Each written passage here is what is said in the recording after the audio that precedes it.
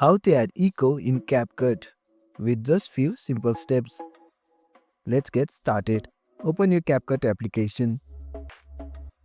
Tap on New Project.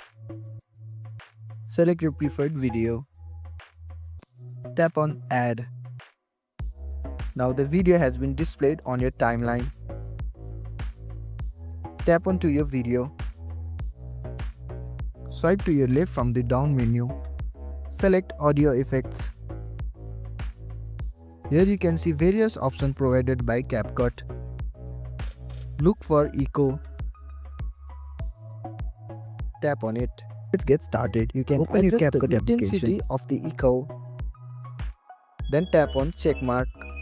If needed, tap on the volume of the original or duplicate audio layer to balance the video. You can also tune the duplicated audio for smoother effect. And that's it. Your audio now has a echo in the timeline. Thanks for watching. If you found this helpful, give it a thumbs up and consider subscribing for more tutorials. Drop a comment if you have question or suggestion for future videos. And don't forget to check out our playlist. See you in the next one.